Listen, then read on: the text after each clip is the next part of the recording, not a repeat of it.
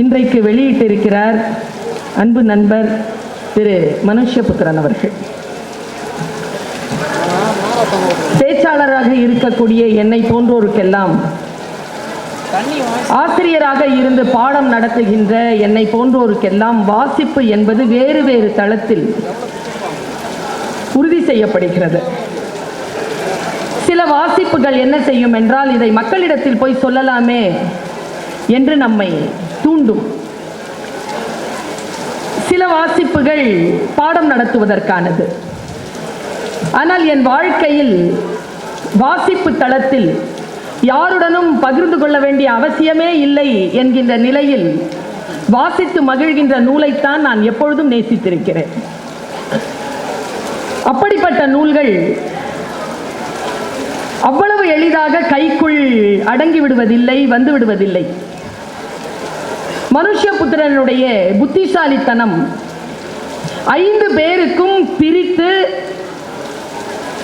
இந்த கவிதைகளை அனுப்பியிருக்கிறார். தொலைபேசியில் தொடர்பு கொண்டு நான் பேசும்பொழுது சொன்னேன், மனுஷ்யபுத்திரன் அவர்களே, உங்களுடைய கவிதை நூல்களின் வெளியீட்டு விழாவில் மட்டும் ஐயோ நான் கொண்டு வந்த நோட்ஸ் எல்லாம் இவர் பேசிட்டாரே என்று யாரும் கவலைப்பட தேவையே இல்லை, அவ்வளவு கவிதைகளை நீங்கள் எழுதுகிறீர்கள் என்று நான் சொன்னேன்.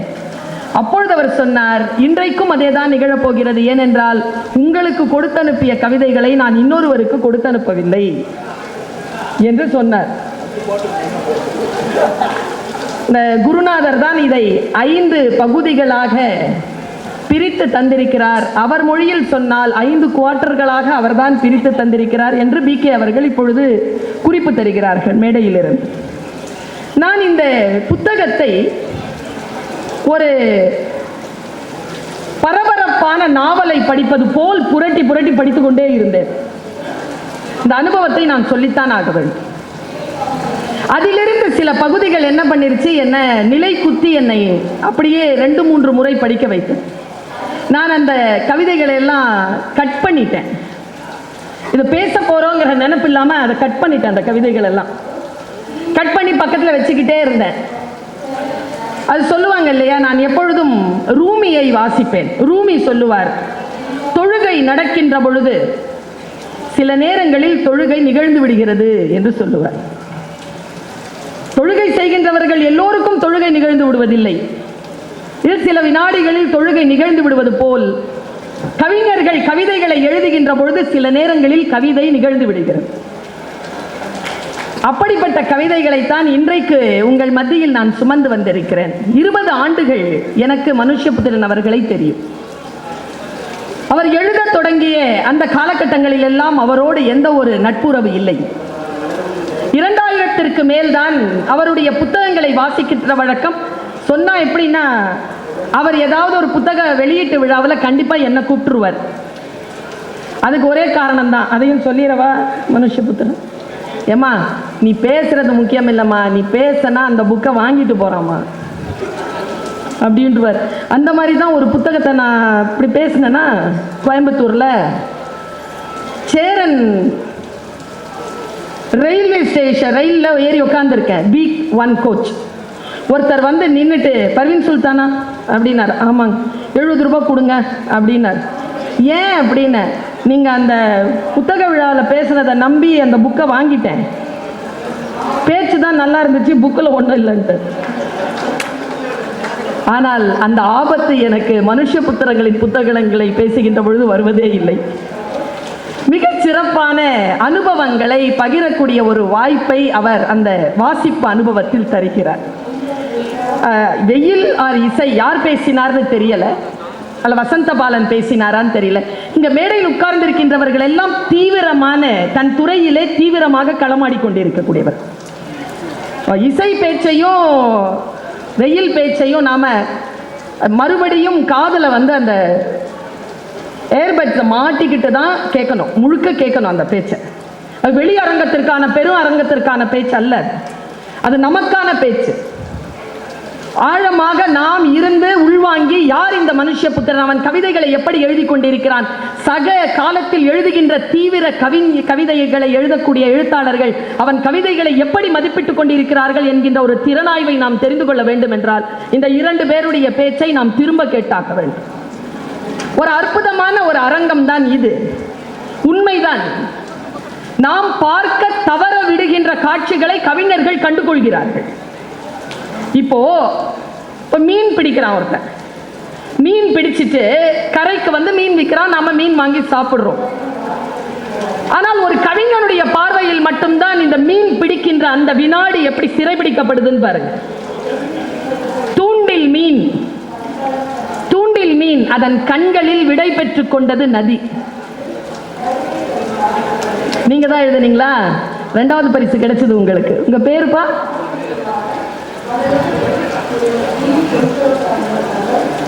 அந்த கவிதை எழுதுகின்றவர் இந்த அவையில் இருக்கிறார். இந்த அவை எவ்வளவு தீவிரமான அவை பாருங்க. மிக முக்கியமாக நாம் காண தவறுகின்ற ஏதோ ஒரு பக்கத்தை அந்த கவிஞருடைய கண்கள் கண்டுகொள்கின்றன. என்ன வித்தை தெரியுமா? அதை அவர்களுக்கு பதிவு செய்ய வருகிறது, அவர்களுக்கு மொழி கைகூடுகிறது. நான் இப்படி யோசிக்கிறேன், தற்போதைய தலைமுறையினுடைய மன தவிப்பை மனுஷ்யபுத்திரன் போல் வேறு யாரும் பதிவு செய்யவில்லை என்கின்ற வாக்குமூலத்தை என்னால் தந்துவிட முடியும். ஒரு கவிதையில் அவர் எழுதுகிறார், நான் மிக நெருங்கி அவருடைய கவிதைகளோடு நான் நெருங்கி பயணப்பட்ட தருணங்கள் மிக அற்புதமானவை. அவர் சொல்றார், ஷூக்கு பாலிஷ் போட்டுட்டு இருக்கிற ஒரு சிறுவனின் தலை அசைவை பார்த்தால் என் உள்ளம் பேரன்பினால் பொங்குகிறது என்று எழுதுகிறார். இதை யாரால உணர முடியும்? ஒரு கவிஞனால் மட்டும்தானே அதை பார்க்க முடியும். அந்த ஷூ பாலிஷ் போட்டு இருக்கிற அந்த குழந்தையினுடைய தலை, அந்த சிறுவனுடைய தலையை பார்த்து மனதில் பேரன்பு பெருக்கெடுக்கிறது என்று சொல்லக்கூடியவர் மனுஷ்யபுத்திரன். மனுஷ்யபுத்திரன் திராவிட முன்னேற்ற கழகத்தில் இந்த பொறுப்பில் இருக்கிறார், நூலக ஆணைய குழுவிலே இந்த பொறுப்பு, அதெல்லாம் இல்லை. மனுஷ்யபுத்திரனை பற்றி வரலாறு எழுதும் என்றால் அவனை ஒரு கவிஞனாக, ஒரு படைப்பாளனாகத்தான் இந்த வரலாறு குறித்து கொள்ளும். 40 வருஷமா எழுதுறார். 50வது நூல் சாதாரணமான விஷயம் அல்ல. ஒரு பிசாசு மாதிரி, ஒரு ராட்சதன் மாதிரி எழுதிக்கிட்டே இருக்கிறார். இப்படி சொல்றேன் பாருங்களேன், அவருடைய கவிதையில என்ன தப்புன்னு பிடிச்சது என்ன, நான் காலேஜ்ல டீச்சரா இருக்கிறேங்க. 17 to 19 வயசு இருக்கக்கூடிய குழந்தைகள் தான் என்னுடைய மாணவியர்.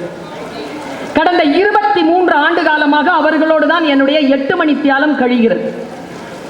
அவர்களுடைய வாழ்க்கையில அந்த 23 ஆண்டு காலமாக அந்த ஜெனரேஷனுடைய மென்டாலிட்டி, சைக்காலஜி எப்படிலாம் மாறிட்டு இருக்குங்கிறத நேரடியா பார்க்கிறவள் நான். அதுல இவர் ஒரு கவிதை எழுதியிருக்கார். இங்க நிறைய யூத் வந்திருக்கிறீங்க, கண்டிப்பா இதை ஏத்துக்குவீங்க. இந்த நகரத்தில் ஒரு நாள் செல்போன் ரீசார்ஜ் செய்ய மின்சாரம் இல்லாவிட்டால் 1,00,000 காதல்கள் சந்தேகத்திலும் பதற்றத்திலும் மூழ்கிவிடும். இவ்வளவு பயமா இருக்கு தெரியுமா? ஏன் தெரியுமா? அது அவ்வளவு உண்மை, அவ்வளவு உண்மை. அது காத்திருப்பு என்பதெல்லாம் கிடையவே கிடையாது. அந்த வினாடியில போன் எடுக்கலனா இது வேற ஒரு சூழல்ல போய்கிட்டு இருக்கு என்று நினைக்கக்கூடிய எண்ண அலைகளில் இன்றைய தலைமுறை இருப்பதனை பதிவு செய்திருக்கக்கூடிய ஒரு கவிதை. நான் எவ்வளவு புத்திசாலி பாருங்க. 1800 பக்கத்தை எப்படி காட்டுறேன் பாருங்க. உன்னை யாரும் அணைத்துக் கொள்ளவில்லையானா சைஸ் ஒழுங்கா இருக்கணும்.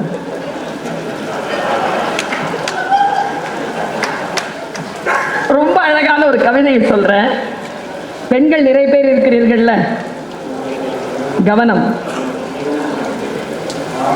எப்பவுமே ஒரு பெண்ணால் புரிந்து கொள்ளவே முடியாத, தவித்து போய் இருக்கக்கூடிய, இதுவரைக்கும் யாரும் பேச துணியாத ஒரு பேசா பொருளை போட்டிருக்கிறார். மூடிய கதவுகளை திறக்காதே என்ற கவிதையில. பெண்களாக இருந்து இதை புரிந்து கொள்ளலாம் என்று நான் நினைக்கிறேன். சில ஆண்களுக்கும் அது வாய்க்கும். பெண்கள் கொஞ்சம் ஃபோர்ஸா இருந்தாங்கன்னா. உன்னை ஏமாற்ற வேண்டும் என்று யாரும் எதையும் உன்னிடம் இருந்து மறைக்கவில்லை. நீ நேசிக்கும் எவரிடமும் யார் குறித்தும் அது யார் என்று கேட்காதே. எவ்வளவு நாளாக தெரியும் என்று கேட்காதே. நீ நேசிப்பவரின் காலர் ஹிஸ்டரியை காட்டச் சொல்லாதே. அவர்களின் இன்பாக்ஸை திருட்டுத்தனமாக திறக்காதே. இரண்டாம் அழைப்பில் இவ்வளவு நேரம் இருந்தது யார் என திரும்ப திரும்ப கேட்காதே. உனக்கு தர மறுத்த சந்திப்பை இன்னொருவருக்கு தருவது ஏன் என முறையிடாதே. உன்னை ஏமாற்ற வேண்டும் என்று யாரும் எதையும் மறைக்கவில்லை. உன் மீதான கருணையினால் தான் அது மறைக்கப்படுகிறது.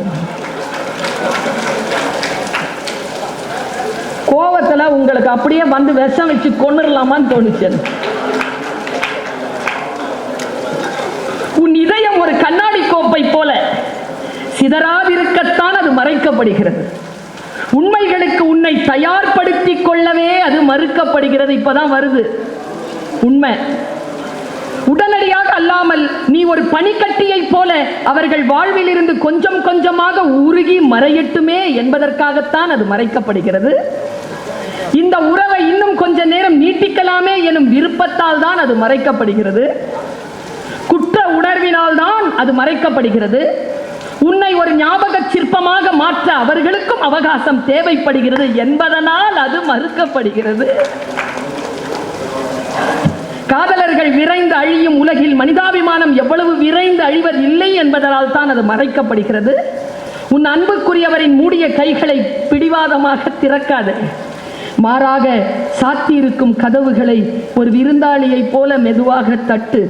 உன் மீதான காதல்களை ஏற்றுக்கொண்டது போல கருணையையும் ஏற்க பழகு. இந்த கவிதையை ரொம்ப நுட்பமா கேட்டாங்கன்னா நிறைய காதலர்கள் வாழ்க்கையில் பிரேக்கப் நடக்கும். இப்போ கருணையுடன் இருந்து கடந்து போ என்கிறார். எனக்கு எங்க மனுஷ பிடிச்சிருக்கு தெரியுமா? வெயில் சொல்லுகின்ற பொழுது காதல், பிரிவு, ஏக்கம், கண்ணீர், நான், என்னை ஏன் ஏன் என்கின்ற கேள்வி நான் கேட்கிறேன். இது இல்லாம வேற ஒரு வாழ்க்கை மனிதனுக்கு அகம் சார்ந்து கிடையாது. இந்த அகத்தினுடைய விசாரிப்பு தான் மனுஷ். நம் அகங்களை அவர் விசாரிக்கிறார். அது அவர் மேல தூக்கி போட்டுக்க வேண்டியது இல்லை. நிறைய தோழிகளை வைத்திருக்கிறார். நிறைய அவர் மீது இருக்கு அந்த புத்திசாலித்தனம் அவருக்கு இருக்கும் என்று நான் நினைக்கிறேன். வெயிலுக்கு ஏதோ மனக்கசப்பு நிறையவே இருக்குது. இசை அதை ஆமோதிக்கிறேன். இங்க பாருங்க, நான் இதை சொல்றேன், நீங்க வீட்டுக்கு போய் இதை கொஞ்சம் யோசிச்சு பாருங்க. இன்றைக்கு குடும்ப உறவுகளில் நம்மை விட மூத்தவர்களாக இருக்கக்கூடியவர்கள் நம்மிலிருந்து எதை எதிர்பார்க்கிறார்கள் என்று மனுஷ் சிந்திக்கிறார். வயோதிகத்தின் மிகப்பெரிய அவலம் சிறிய அன்புகள், சிறிய கருணைகளுக்கெல்லாம் மனம் கசிந்து கலங்குவதுதான். நீங்க உங்க தாத்தாவுக்கு போய் ஒரு ஹாப்பி பர்த்டே சொல்லுங்களேன், அவர் கண் கசியும். அவர் கண் கசியும். ஏன் தெரியுமா? அது கரெக்டா ரெண்டே வரியில அதுக்கு தீர்ப்பு சொல்றார். இந்த மனித மனங்களின் அவலங்களை விசாரிக்கிறது அந்த இரண்டு வரி. அவ்வளவுக்கா எல்லாம் கருணையற்று இருக்கின்றன. கருணை இல்லாத இந்த உலகம் பெரியவர்களுக்கு ஒரு சிறிய வார்த்தையையும் அன்பையும் கூட தருவதில்லை. அதனால் ஏங்கி ஏங்கி அவர்கள் அது வருகின்ற பொழுது அவர்கள் கண்கள் கசிந்து போகின்றன என்று எழுதுகிறார். ரொம்ப முக்கியமான ஒரு விஷயம், எனக்கு தெரியாத ஒரு விஷயத்தை அவர் சொல்லிக்கொண்டே வருகிறார். அவர்கள் கால்கள் பற்றி நிறைய குறிப்புகளை இந்த புத்தகம் தருகிறது. போன புத்தகத்திற்கு மாற முந்தைய புத்தகத்தில் உடல் எடை குறித்து அவர் நிறைய எழுதியிருந்தார். இப்போ அவர் அந்த கால்களின் வலி குறித்து எழுதுகிறார். நாம எல்லாரும் சாதாரணமா தானே நினைப்போம், போலியோ கால்கள் தானே மரத்து போயிருக்கும். இல்ல, அது வலிக்கும், அது ரொம்ப வலிக்கும். அந்த வலியோடு இருக்கக்கூடிய அந்த கால்களை குறித்து, அதற்குள்ளாக கசிகின்ற அந்த ஈரம் குறித்து, மனிதநேயம் குறித்து, நான் வலிகளோடு தான் ஐயா உன்னை நேசித்துக் கொண்டிருக்கிறேன், உன்னை பற்றி சிந்தித்துக் கொண்டிருக்கிறேன் என்பதுதான் மனுஷ்ய புத்திரனுடைய கவிதைகளின் முகவரி. எப்படி எழுதுறாரு பாருங்க. அவரை பற்றி சொல்ற, அவர்ல நிறைய பேர் நம்ம அப்படிதான், எனக்கு தெரிஞ்சு பிகே எல்லாம் கூட அப்படிதான். அதீத சந்தோஷத்திலும் சரி, அதீத துக்கத்திலும் சரி, அந்த நாளில் தலையிமிருந்து எவரையும் பார்க்காமல் மணிக்கணக்கில் வேலை செய்து கொண்டிருப்பேன். நான் ஒரு நிமிடம் வேலையை நிறுத்தினாலும் இந்த உலகம் என்னை கண்டுபிடித்து விடும். ஒரு நிமிடம் நான் வேலையை நிறுத்தினாலும் இந்த உலகம் நான் சந்தோஷமா இருக்கிறேன் இல்லைன்னா துக்கமா இருக்கிறேன்னு கண்டுபிடிச்சிரும். அழுவதற்கு நேரம் இல்லாதவர்களை எவராலும் அழ வைக்க முடியாது என்று சொல்லி தன் வேலையின் தீவிரத்தன்மையை பேசுகிறார். நாம் எல்லாம் இளைப்பாறுகின்ற பொழுது அந்த இளைப்பாறுதலையே தன்னுடைய பணியாக செய்யக்கூடியவராக மனுஷபுத்திரன் இருக்கிறார் என்று அவருடைய கவிதை சொல்கிறது. ஆஹா, இது நிறைய ஃபார்வர்ட் மெசேஜ் அனுப்புவீங்களா? ஒரு காலம் இருந்ததுங்க, எல்லாரும் லவ் லெட்டர் அனுப்பி காதலியையோ காதலனையோ சந்திப்பாங்க. இதுல என்னன்னா, எனக்கு தெரிஞ்சு ஒரு 70களுக்கு பின்னாலாம் நல்லா எழுதுறவனை வச்சு எழுதுவாங்க. அதை கொண்டு போய் காதலன் கிட்ட கொடுப்பாங்க, காதலி கிட்ட கொடுப்பாங்க. இங்க பாருங்க, அவர் எழுதுறார், காதல் கவிதைகளின் ஒரே துயரம் நாம் காதல்களை இழந்த பின்னும் சிலருக்கு எழுதிய காதல் கவிதைகளை திரும்ப பெற முடியாது என்பதுதான். காதல் போயிடுச்சு, காதல் கடிதம் எழுதி அந்த பொண்ணுக்கு அந்த பையனுக்கு கொடுத்தோமே, அந்த கவிதை அதை திரும்ப பெற முடியாது. உனக்கு எழுதியது என இன்னொருவருக்கு பெயர் மாற்றி கொடுத்தாலும் யாருக்கு எழுதப்பட்டதோ அவர்களின் உடல் வாசனையை அதிலிருந்து அழிக்கவே முடிவதில்லை. சொற்கள் காயங்களாகவும் காயங்கள் தழும்புகளாகவும் ஆவது இப்படித்தான். நான் சொன்னேன்ல, இந்த புத்தகத்தை வச்சுட்டு படிக்கும் பொழுது நமக்கும் அந்த கவிதைகளுக்கும் நடுவிலே ஒரு உறவு ஏற்படுகிறது. இது எல்லா கவிதைகள் வாசிப்பிலும் நிகழ்ந்து விடுவதில்லை. அவர் எழுதுகிறார், வெயில் சொன்னார், இசை அதை குறித்து எழுதியிருப்பதாக வேறு சிந்தனையில் அவர் எழுதுறார். இந்த கவிதை பாருங்க, உங்க கவிதையா இருந்தா சொல்லுங்க. எழுதியிருக்கார் அவர், நான் தூங்கும் போது பார்க்கிறவர்கள் சொல்கிறார்கள் தூக்கத்தில் என் தலையை நானே கோதிக்கொள்கிறேன் என்று. அவ்வளவு தூரம் தனித்து போய்விட்டேனா என்ன, தாழ முடியவில்லை. நம்ம தலையை நாமளே கோதிக்கிறது இருக்குல்ல. இளம்பிறை ஒரு கவிதை எழுதியிருந்தாங்க நண்பா. நான் கோபத்துல அன்னைக்கு என்ன ஆச்சுன்னு தெரியல எனக்கு, 2009-10 இருக்கும்.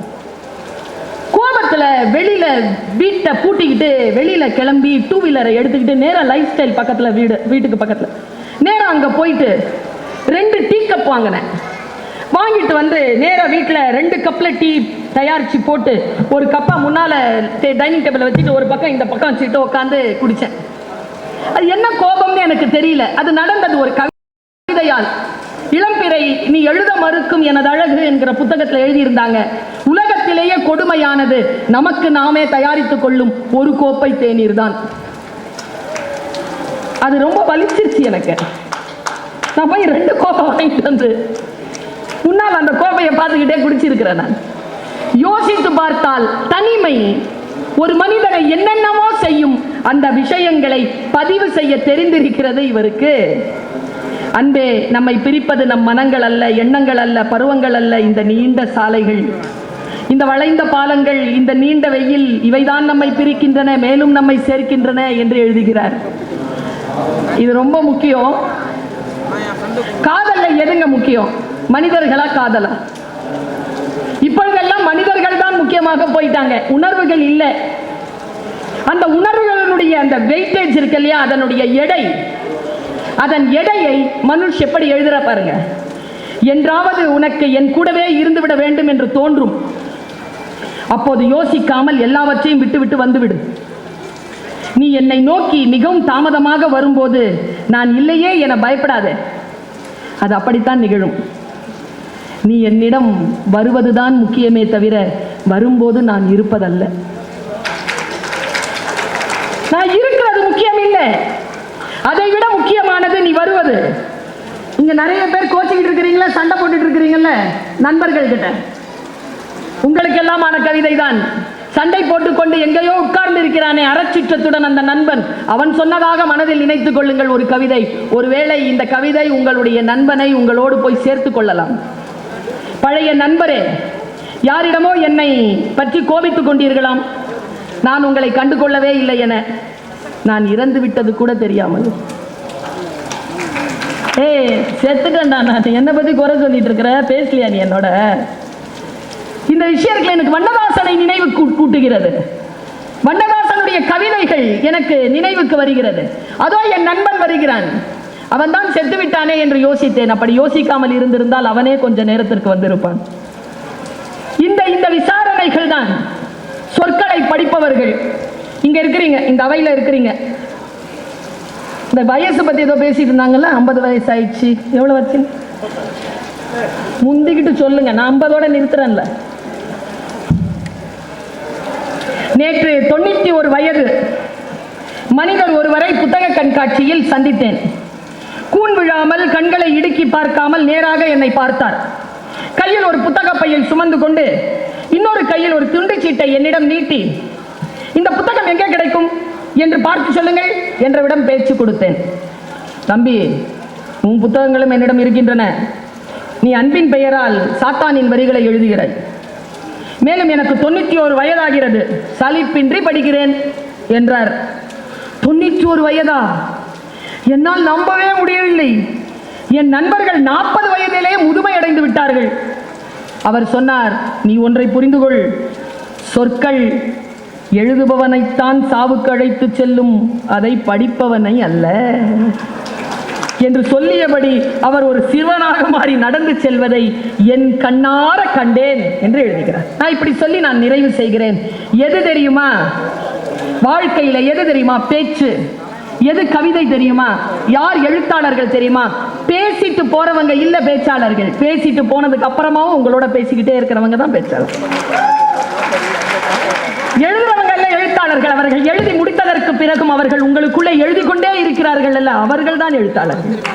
கவிதை எழுதி முடித்ததற்கு பிறகும் அதை வாசிக்கின்றவர்களுடைய வெளியிலே கவிதை நிகழ்ந்து கொண்டே இருக்கிறது இல்லையா, அவன்தான் கவிஞன். அப்படிப்பட்ட கவிதைகளை எழுதக்கூடிய ஆற்றல் மனுஷுக்கு வந்திருக்கிறது. நீ அப்படி அன்றைக்கு சொன்னாயே என்று யாரிடமும் கண்ணீருடன் கேட்டு விடாதே. அந்த சொன்ன தருணம் தான் உண்மையானது, அதற்கு பிறகானது எல்லாம் நடந்து முடிந்தவை என்று எழுதுகிறார். யோசித்து பார்த்தால் அவர் நம்மை வழிபடுத்துகிறார். என்னை நீ துறந்தது அல்ல என் வருத்தம், அது உனக்கு அவ்வளவு எளிதாக இருந்தது என்பதுதான் எனக்கு தாழ்வுணர்ச்சியை தருகிறது. ஒரு மனிதனை இவ்வளவு விசாரிக்க முடியுமா ஒரு நாள்? உன்னை பற்றி அந்த நினைப்பை, இதுதான் நிறைவு கவிதை, என் பேச்சு நிறைவு கவிதை. இந்த மனசு ரொம்ப பேய்ங்க. எதை நினைக்க கூடாதுங்கிறோமோ அதுதான் நினைப்புல வரும். இது என்ன பண்ணலாம்? மனுஷனுடைய கரங்களை, சிறுவிரலை பிடித்துக் கொள்ளுங்கள். அந்த சிறுவிரல் காட்டுகின்ற அந்த திசையில் இந்த கவிதை செல்கிறது. உன்னை பற்றிய இந்த நினைப்பை எப்படித்தான் தடுத்து நிறுத்துவது? மனம் பிறழ்ந்தவர்களை கட்டி வைக்கும் அதே மண்டபத்தூணில் தான் அந்த நினைப்பையும் கட்டி வைக்க வேண்டும் என்று சொல்லி முடிக்கிறார் அந்த கவிதையை. மனித மனம் விசாலமானது, அது பல்வேறு விதமான விசித்திர தன்மை கொண்டது. அதை விசாரிக்கின்ற பொழுதே அது நழுவி சென்றுவிடும். அதை பிடித்து கொண்டு வந்து எழுத்தில் வடித்து கொடுக்கக்கூடிய ஒரு மகா கவிஞனை இந்த காலம் நமக்கு கொடுத்திருக்கிறது என்றால் அவனை நாம் சரியாக கண்டுகொள்ள வேண்டும். பிரபஞ்சன் இறந்த ஒரு மாபெரும் எழுத்தாளர் பிரபஞ்சன் சொன்னார், இந்த உலகத்திற்காக நான் எழுதுகிறேன், இந்த உலகம் என்னை பார்த்துக் கொள்ள வேண்டாமா பர்வீன்? அந்த கடமை உணர்வு இவர்களுக்கு எப்பொழுது வரும் என்று கேட்டார். அந்த கடமை உணர்வு நமக்கு இருக்கின்ற பொழுது இத்தகைய படைப்பாளர்கள் இன்னுமாய் நம்மை பற்றி யோசிப்பார்கள், நிறைய கவிதைகளை கொடுப்பார்கள். 1900 ரூபாய்க்கு அந்த புத்தகம் விற்பனைக்கு இருக்கிறது. இன்றைக்கு ஒரு நற்செயலை செய்யுங்கள், அந்த புத்தகத்தை காசு கொடுத்து வாங்கி வீட்டிற்கு அழைத்து செல்லுங்கள். உங்களுடன் மனுஷபுத்திரனும் வருவார். வாய்ப்புக்கு மகிழ்ச்சி. வணக்கம்.